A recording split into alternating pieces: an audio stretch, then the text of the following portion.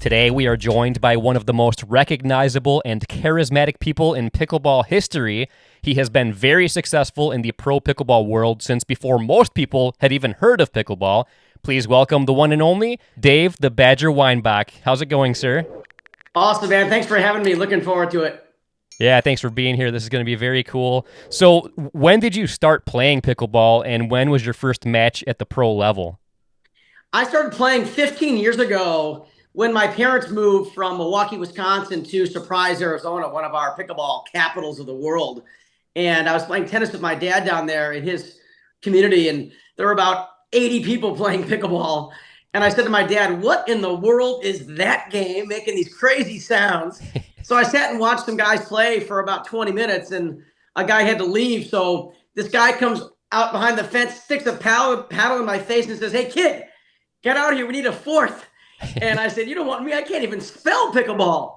Well, I didn't know it at the time, but it was Pat Kane, who was my first teacher, who just got elected this year into the Pickleball Hall of Fame. So my first teacher was one of the best players in the history of pickleball. So I Wow. was very fortunate from day one to meet guys like Pat Kane and Jim Hackenberg and John Grasso and Yoda Friedenberg. These were the guys that taught me the game, and that was 15 years ago. Wow. That's awesome. So, did you have much of a sports background before getting into pickleball? I did. I'm a sports junkie. So growing up, I played tennis. Basketball was my number one love. I was a point guard. I played competitive table tennis, as a lot of people know, as a youngster, and loved any racket sport I could ever get a handle on. So when I saw pickleball for the first time, I thought, what a perfect game for me, because it's a combination of table tennis and tennis. Nice, very cool. So, when do you remember when your first pro match was? Like, how long ago did pro pickleball really start happening? I remember it vividly because my first 2 or 3 years of pickleball, we'd only play over winter break when we would visit my parents in Arizona. We didn't have any pickleball back then in 2013, 2012, in that time frame in the Midwest at all.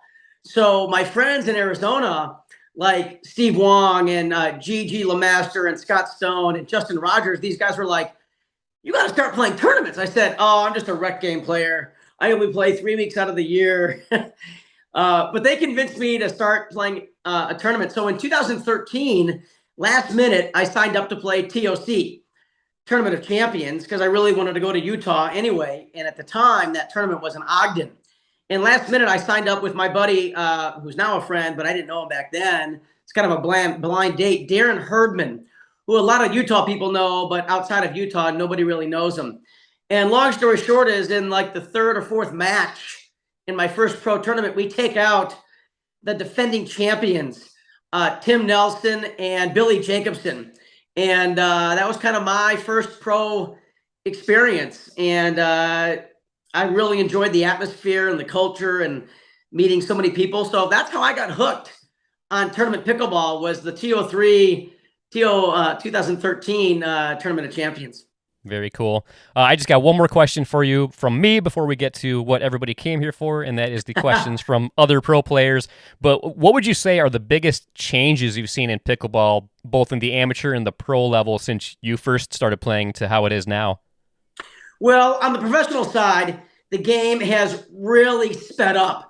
We're seeing so many more players, and with the new technologies of the paddle and the balls, being able to take balls from way below the net and drive that ball and speed it up with spin to get the ball down. 5, 6 years ago, we just didn't have the players and the equipment that enabled those types of shots. So we're seeing much more speed in the game. We're seeing much more athleticism. We're having a lot more professional players from other sports come into pickleball, which I think is phenomenal. So it's really cool what's happening on the pro side. On the amateur side, besides the incredible volume, just the numbers of players that we're seeing enter these tournaments. I mean, it seems like every other tournament now has 700, 800 amateurs in Yeah. addition to the professional players.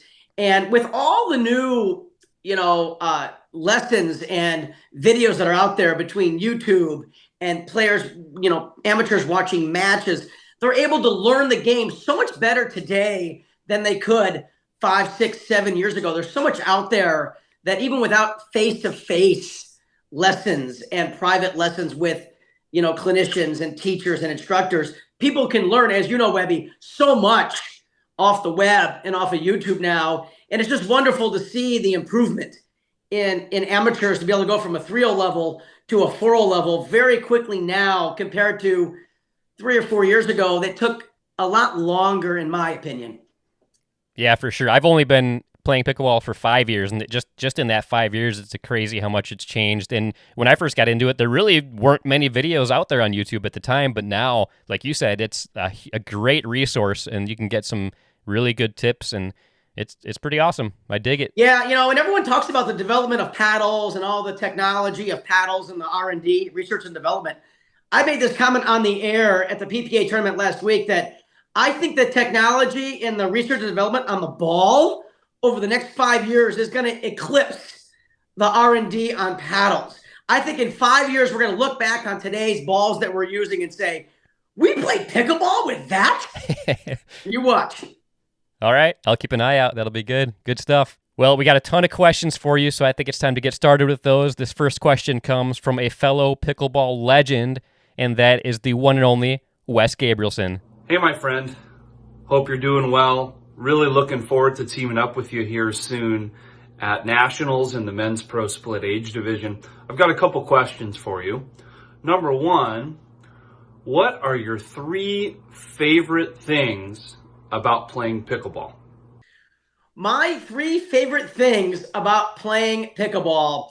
Number one is the people. It's very social.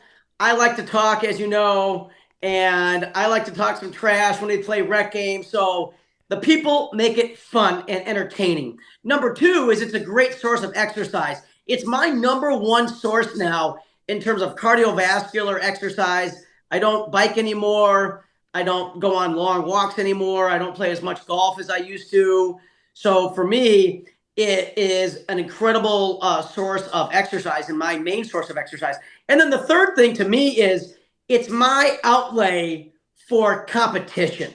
Above all else, I've always been a competitor in sports. I love to compete. I like figuring out the puzzle of a strategy that takes you from this position to a winning position. And that's one of the things I love about pickleball. So I used to play competitive basketball, table tennis, even league tennis for 25 years. And I've given all of that away. And now pickleball has taken all of those competitive juices. So I would say those are my top 3. Thanks, Wes, for the question. That wasn't the only question we have from Wes. Here is question number 2. And my final question for you, I know you've got a Rolodex of famous phrases such as who's got center field, issues, to name a few. What is your favorite catchphrase to use while you're on the pickleball court? Hope you're doing well, and I'll see you soon. Yeah, there's a few phrases out there that, in all seriousness, I teach with a lot of catchphrases because human beings remember these catchphrases better than anything else. So I try to come up with cool little phrases that people can remember. Probably the one that I like the most, that's the most popular, that I started about 14 years ago, is to respect the net. And we sing it in my clinics, RESPECT, And in all seriousness, I teach people to give margin for error over the net. Because when you hit the ball in the net, you're done. The point's over. Your partner can't help you. So many people, when they first learn this game, someone teaches you or tells you to keep the ball really low, keep the ball down. So many players will aim their dinks this high over the net, Webby, and it drives me nuts because they hit the net all the time, and then you can't get any long points going. So my favorite catchphrase is to respect the net. Nice. I like it. This next question comes from one of the top players in pro pickleball today. Here's one from Zane Navratil. Hey Dave, really excited to be on the very first episode of Pros Asking Senior Pros Questions. My main question for you is, how did you come up with all this material? And when are you going to get some new material? Pull! Zane and I have played probably 1,000 rec games over the last 5-6 years. Zane went to his he did his college days and played his college tennis at UW, University of Wisconsin in Whitewater, which is about 50 minutes from here. So he has made the drive from Whitewater to Madison, Wisconsin many times. And we've had a lot of fun times together, both on the court and off the court, in tournaments and rec play. And he's heard all of my material and he uses it. He steals all my material in his rec games and in his clinics. And as I say to him all the time, Zane, come up with your own material, Zane. But one of his favorites is pull. And that's actually, I stole that from my buddy Rick Schwark. And that's when somebody has a little gas coming from their backside. Then the ducks go flying. We go pull, pull, pull. Nice. I'm going to use that. I like that. I'm going to use that one. All right, thanks for the question, Zane. This next question comes from one of the most dominant female players in pro pickleball. Here's one from Lucy Kovalova. Hello, guys. Hello, Dave. Are you ready for a question from your Slovakian special? I would just like to know what you enjoy the most about pickleball and about pickleball tournaments. Thanks, Slovakian special, for I have a special name for Lucy, one of my absolute favorites in the game. Just an incredible personality. Just adore her. We try to play rec with Matt and Lucy before every tournament. It's one of my favorite things to do. But we kind of covered earlier what my favorite things are about pickleball. And in terms of tournaments, my favorite things about tournaments are I love the scene. I love to compete. I love the culture, the people, the support at these tournaments. It's just the culture of pickleball is so unique in that we all want to destroy each other on the court. But then the match is over, the tournament's over, and then we all hang out afterwards and play cards and go out to dinner. And it's just a social thing. And that's one of the coolest things about pickleball. And in terms of my favorite things, we talked about the socialness of it. You got 4 people in a pretty small area. We talked about being a great source of exercise. The other thing that's so cool about pickleball is it's so easy to learn. I say a lot in my interviews. I just did this with the New York Times the other day, that one of the cool things about pickleball is there really are no barriers to entry. Anybody can play. I've had people in my clinics that are 4 years old, and I've had people in my clinics that are 100 years old. It's so easy to get started. It's not expensive. An average paddle, let's say, is $60. There's new courts going up every single day in America and around the world. It's not a huge time commitment like golf. You got to have a 5-hour time commitment. Yeah. So that's one of the really cool things that I love about pickleball is there's such a lack of barriers to entry. Yeah, for sure. I 100% agree. And I feel like every single person that I've ever taught how to play pickleball, like you said, they immediately got into it very easily. And by the end of the training session, they were having fun and pretty competitive games for their first time ever playing. I mean, there's not many sports that you can play at a pretty competitive level that are like that. And it's crazy how addicting it is. And yeah, it's amazing. I love it.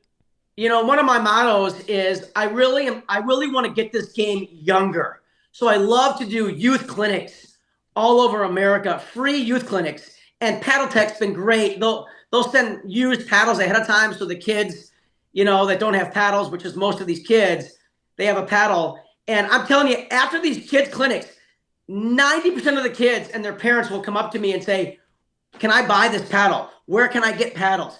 It's over 90% of people that try pickleball stick with it. In fact, I warn people, if you're going to give it a try, be ready to be addicted for life, baby. Yep. Oh, yeah.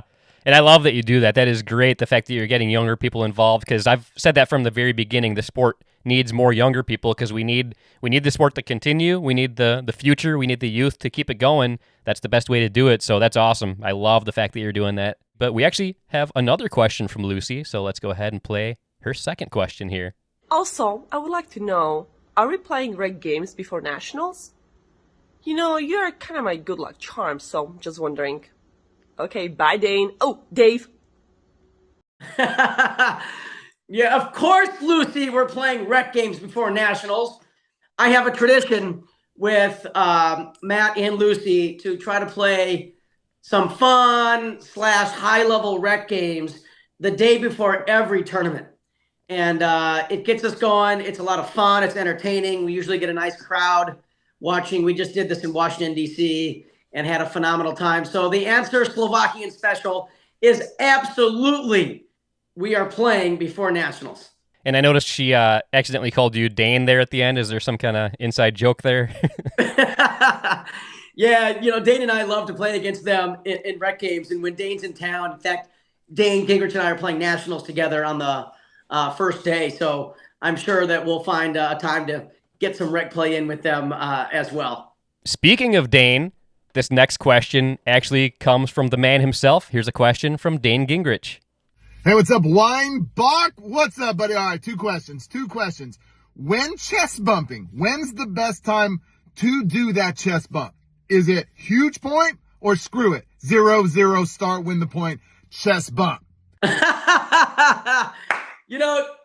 is the perfect guy to ask that question because he's been on the other end of many, many Badger chest bumps.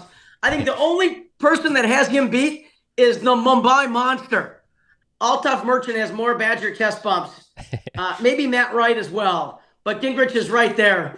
And he knows I reserve him for bigger moments.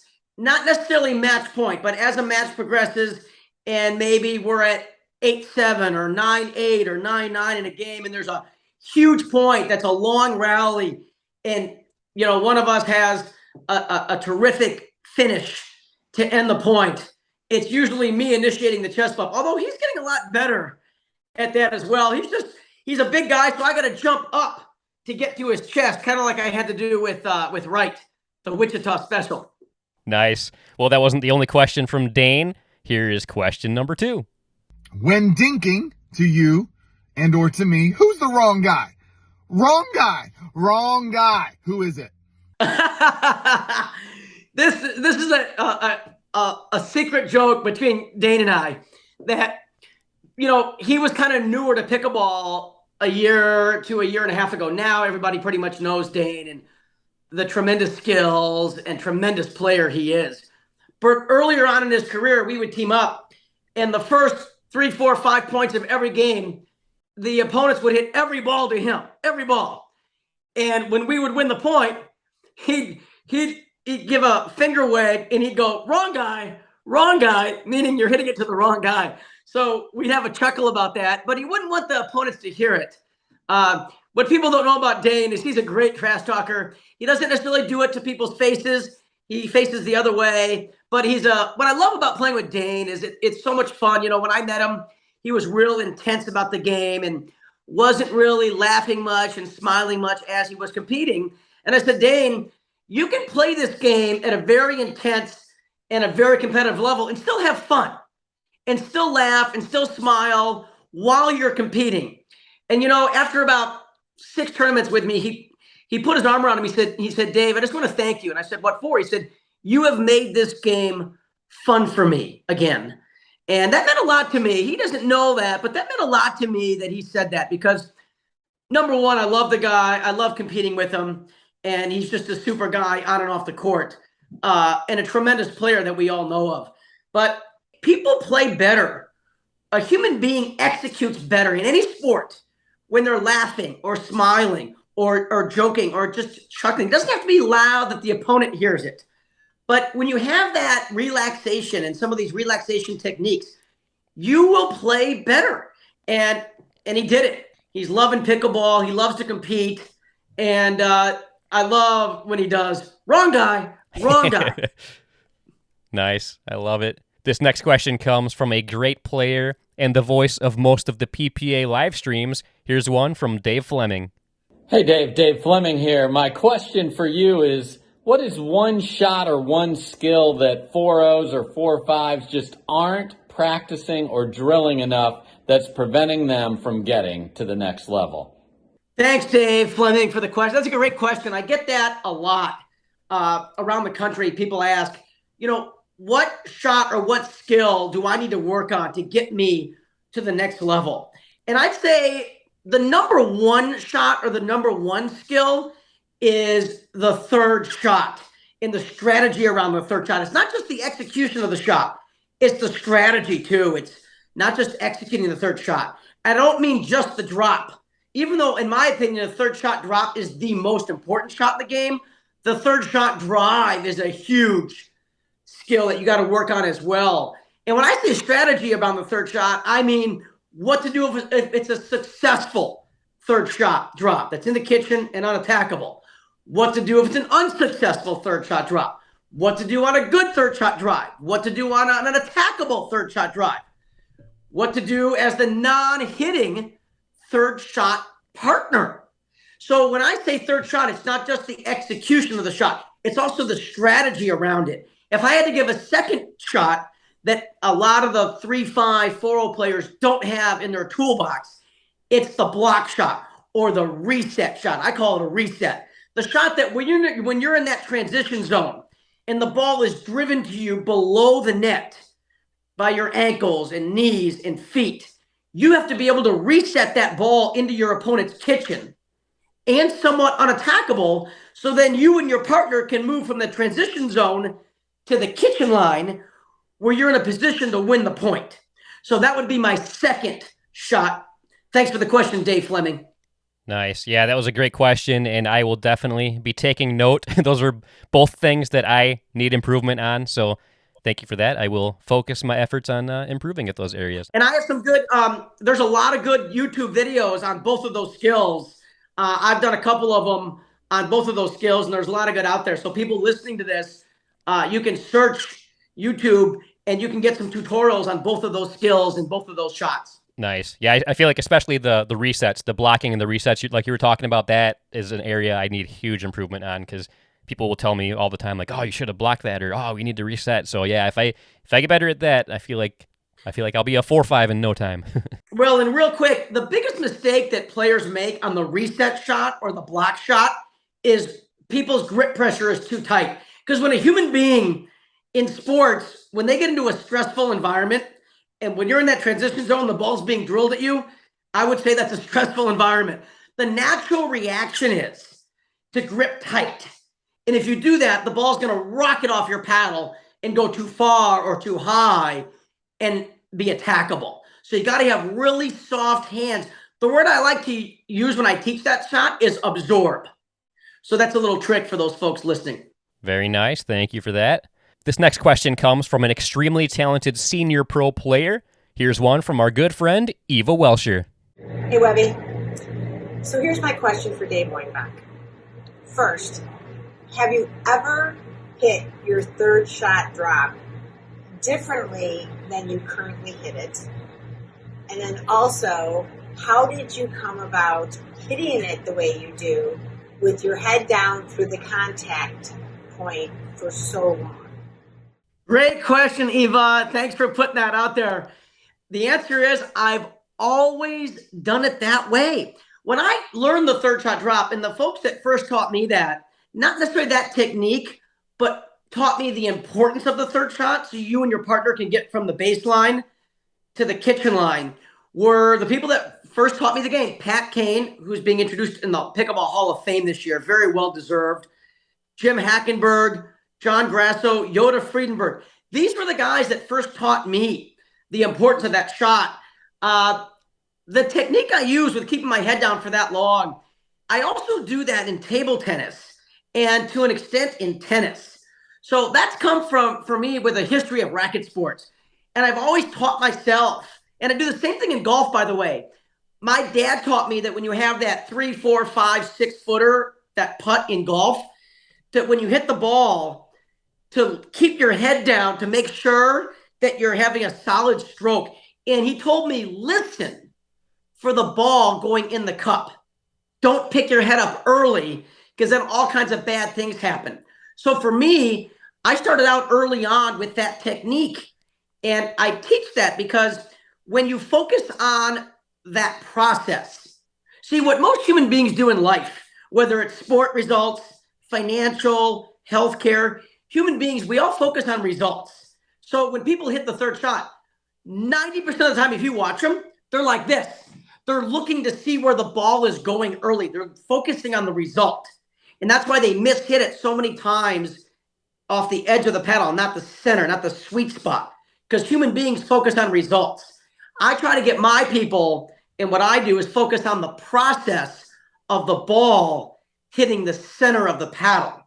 And that's why I've always done that technique. So thanks for the question, Eva. Love playing with her. She's the ultimate competitor. Oh yeah, love Eva, and I thought that was a great question, great answer. That was very interesting stuff.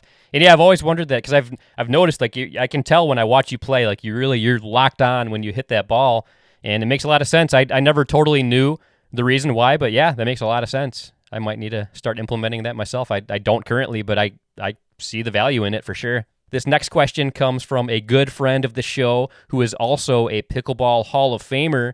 Here's one from Steve Paranto. Hey Dave, Steve Paranto here from our new club in Clackamas, Oregon, Rex. So Dave, you are not the tallest person in professional pickleball. And today we're seeing taller and taller and taller people. I always thought that's what was gonna happen. And now when we have people like Isner, who's 6'9", they have such an advantage at the net. What is your strategy when you're playing those tall people? Steve, that's a great question, and thanks for the shout out, Steve. One of the absolute legends in our pickleball. In my opinion, one of the best teachers that we've ever had in the sport. Anytime I can get a rec game in, like we did at Nationals a couple years ago, Steve, I really enjoyed that. And he's right. We're seeing a trend in pickleball of not only taller players, but freaky athleticism coming from all different sports backgrounds, not just tennis. And when I play against taller players, like a 6'5", 6'6", 6'7", 6'8", 6'9" player, number one, my focus, if I'm going to hit them any shot, is I better hit an unattackable dink that's going to bounce earlier in the kitchen. And what I mean by earlier is closer to the net. So that's something that actually I'm physically thinking about, getting the apex of the ball flight, the apex of my dink, closer to my body and closer to my kitchen line than I normally would. So when the ball is actually clearing the net, it's really descending. Against a 5'7" player, for example, I can have the apex of my dink actually on top of the net, and I can get away with that. So I'm physically visualizing the apex of the dink different. But if I'm playing someone like an Isner who basically can lean in and almost touch the net, the answer, Steve, is I'm not hitting him many dinks. I'm going to the other guy, baby. Nice. Man, we're learning a lot of great stuff tonight. This is great. Yeah, and it's not just the dinks. You know, the question I get often everywhere I go is, Dave, who should I hit my third shot drop to? Or where should I hit my third shot drop? And my stock answer usually is on the third shot drop. I don't care, as long as it's in the kitchen and unattackable. Once you've mastered that skill and gotten 75% of your third shot drops in the kitchen and unattackable, then come to me and talk about location and spin and all these other, details. But when people push me and for an answer, I say I hit the third shot drop to the weaker player's weaker side, which is not always their backhand, by the way. There's a lot of players, both amateur and professional, whose backhands are much stronger than their forehands. So if I'm playing a guy like, let's say, Isner, who's playing with Steve Paranto, I'm dropping all the balls to you, Steve Paranto, because he's more dangerous, baby. Great stuff. Steve actually has another question for you, so here's question number 2 from Steve. When you first came on the scene of pickleball, this is before your pro days, before you were winning everything, you had kind of this unusual footwork where you actually didn't move your feet much. You balanced and leaned. And at that time, everybody was tennis-type people bouncing around, moving a lot. And it seems like now everybody has kind of gone to your style of footwork. Was that a conscious effort, Dave? Good question, Steve. Steve was asking about footwork at the kitchen line, I think, mostly. And, one of the things I teach in pickleball is I teach players to be efficient pickleball players. I personally think there's a lot of unnecessary movement at the kitchen line. I'm not saying to never move your feet. That is not what I say. But what I teach is people, when they're at the kitchen line, to have a nice wide base. So I want both their feet outside of their shoulders.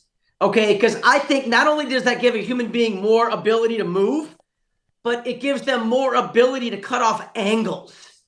So when people watch me play, I get that comment a lot. What Steve is saying is that I try to really lean in at the kitchen line and cut off angles so I don't get moved off the court on this angle, or let's say on the middle, and not going backwards too much. So that's how I teach it, Steve, is people to be efficient movers and not be dancing all over the place. Because, you know, when you play a tournament and got to play 5, 6, 7, 8 matches, you'll get tired if there's a lot of unnecessary movement. So I teach people to be efficient pickleball players and not necessarily don't move your feet, but move them when you need to. Yeah, that makes a lot of sense, and that's another area I need to work on because my feet are always moving, and I jump when I don't need to jump for some reason. Like my feet do not want to stay planted, and I realize if I keep my feet planted, I'll be a much more solid player. So I definitely need improvement there. I feel like I'm getting free lessons here tonight. This is awesome. Thank you for all this great information, and thanks for all the great questions, everybody. This next question comes from a very talented pickleball instructor and senior pro player. Here's one from Chuck Feinstein. MOT, my man. I'm actually watching some PPA singles right now, and you're the announcer. You are the most succinct announcer that I've ever heard in any sport. Anyway, my question for you. There's a rumor going around that when you play in tournaments, you go commando. Is this true? And if not, boxers or briefs? It's what everybody wants to know. Oh, Chucky. We all love Chucky. You know, when I first started playing and we built our own court here at our house in Madison, Wisconsin, Chuck Feinstein was one of the first people, along with Seymour Rifkin, Del Kaus, Bill Ritchie, one of the first people to ever come up and play. I think we set a record one time, about 6 hours of play. So I'm not surprised to get that question from Chucky. But the answer is there's no commando with me. I like a very tight fit, my friend. Nice. Thanks for the question, Chuck. This next question isn't from a pro player, but I consider her a pro pickleball cheerleader. Here's a very important question from the one and only Crazy Kathy Dimitri. Houston, we got a problem. Dave Weinbach, you're from Madison? Then you have to be a cheesehead. So my question for you is, what's your favorite cheese? Let's go! She's so awesome. She is the best cheerleader in all of pickleball. Oh, yeah. Just love Kathy's energy and passion and enthusiasm for people and the game of pickleball. Of course, being a Wisconsin cheesehead, honestly, I love all cheeses. But my favorite would probably be Baby Swiss. Oh, okay. Interesting. And lately, I've been really getting into the baked cheeses. There's a brand called the Big Moo that is getting into Costco, and it's the best baked cheese you'll ever have in your life. It's also available online. It's called the Big Moo. I also am a big fan of sharp cheddar. Nice. This next question comes from a very talented senior pro player. Here's a question from Stephanie Lane. So, Dave, this is your question. For all the rec players out there who are wanting to become competitive tournament players, what 2 pieces of advice could you give them to help them make the jump? Really good question, Stephanie, about, what 2 things do amateurs have to work on that want to be tournament pickleball players? Number 1 is consistency. Consistency of hitting unattackable shots, both on the dinks and the third shot drops. That's number 1. Because in pickleball, folks, the best players aren't the ones that hit these spectacular winners like tennis. In pickleball, the players that consistently win, I don't care if it's at the 4-5 level, the 5-0 level, men's doubles, senior men's doubles, women's doubles, senior men's doubles. If you look at the best players that consistently win, it's always the players that have the least amount of unforced errors in the matches. And secondly, force their opponents into errors. Make life miserable for your opponent. That's how you consistently win in this sport. So I would say that's number one, is consistency. I'd say the second key thing to work on would be the third shot drop, because that's the shot that most players struggle with. In my opinion, it's the most important shot in the game. It's by far the most difficult shot. So that's the shot that players have to be able to do, because if you can't get to the kitchen line, you cannot play this game at a high level. And that's the shot that enables you and your partner to get from the baseline to the kitchen, where you're in a position to play winning pickleball. Nice. Great answer. Great question. This next question comes from an awesome pro player that we unfortunately didn't get to see play much this year due to injury. Here's one from Steve Deakin. Badger, there's no secret that you've won your fair share of medals on the professional pickleball tour. My question to you, and I think a lot of viewers want to know this, is what is the most prestigious medal you've won and why? I know this is going to be a very tough question for you because you've got such a huge library of medals to go through. Deke, good to see Deakin back on the tour, man. Had a chance to catch up with him in the last couple of tournaments, and man, he looks great. He's lost some weight. Just a super guy, super player. Always have enjoyed playing with him. We've had our fair share of tournaments and gold medals together. The more I think about that question, what's the most prestigious medal? I've been so lucky to be able to play with so many great partners that have carried me to gold medals. I've been fortunate enough to win nationals. The first two U.S. Opens, I would say the first U.S. Open was the most prestigious to me because, number one, it was the first big tournament that was on national television. CBS Sports Network televised in 2016 their first U.S. Open, and got to play with a very special friend named Kyle Yates, who was his hometown tournament. It's a long story on how we ended up playing together. I won't go through it all, but he asked me very early on, and my initial response was, the U.S. Open, what's that? Are they going to get the top players to come there? So initially I said no, because none of the top players had committed to it. So I said to Kyle, if the top players from the West Coast end up committing to go, I'm in. And it wasn't long before that Wes Gabrielsen, Daniel Moore, a lot of the top players around the country committed to play it. I said, let's do this thing, Kyle. And it was just a very, very special tournament. It was the first U.S. Open. It was the first tournament on national television. The atmosphere there is unreal. It was before, we had the PPA and the different, professional tours that we have now, and the MLP and the APP. And it was very special because I got to do it with Kyle, who I could tell early on, this just meant the world to him to win that tournament. And I really wanted to get it. And we had an epic day in an unbelievable gold medal match against Daniel Moore and Wes Gabrielsen, two absolute future Hall of Famers. In fact, Wes Gabrielsen is in the Hall of Fame, entered this year, and very well deserved it. And we had some great battles that day. So I'd say that would probably be my number one fondest memory of a gold medal. And then the second U.S. Open 2017, Kyle and I won it back-to-back. So that would probably be my second most prestigious out of the 178 gold medals. Yeah. But who's counting? Right. Nice. That's very cool. Well, we've had a lot of great questions today, but this next series of questions will be the last ones of the episode. Here are some questions from a longtime friend of ours, KaSandra Gehrke.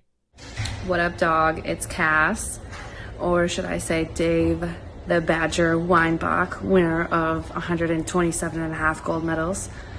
I've got a couple questions for you. Number one, who is your favorite mixed doubles player to play with? And number two, how did you get such a hot wife?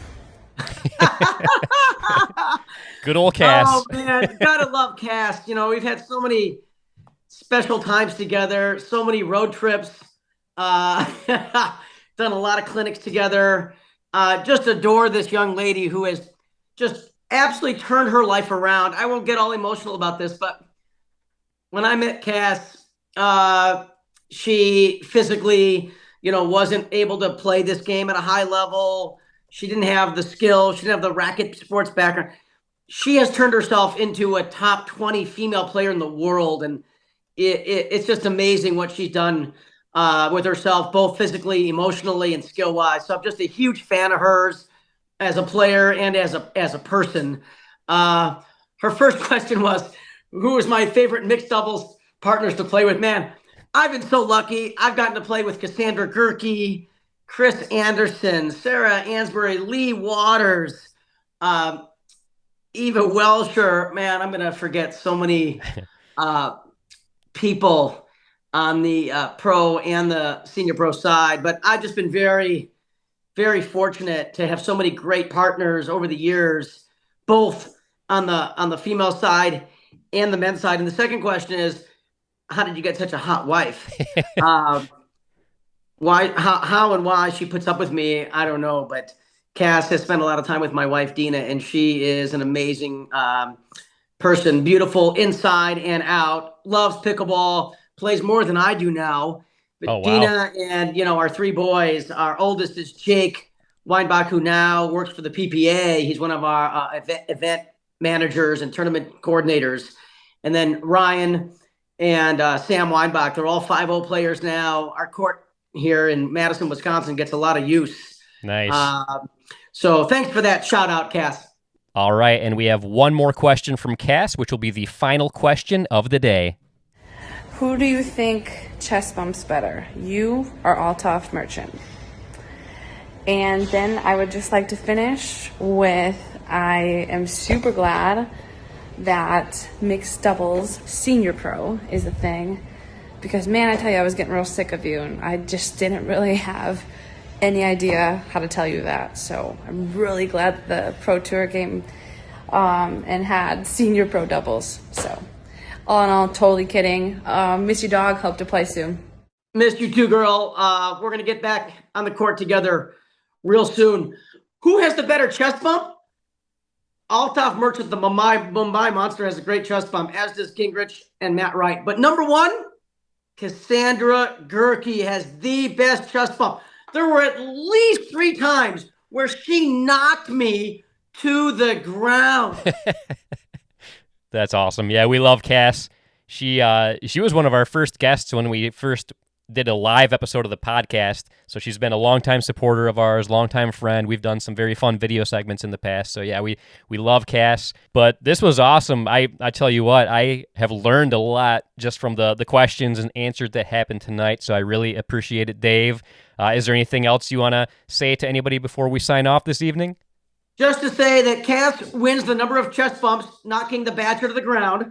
Second is Matt Wright knocked me down twice, and Rick Witzkin knocked me down once. Gingrich hasn't knocked me down yet. Nice. Well, thank you very much for joining us here tonight, Dave. That was awesome.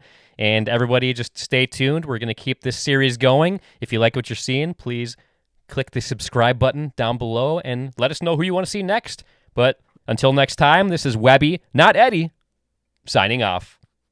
Pickleball addicting and fun, that's no joke. Pickleballing, it's not just for old folks.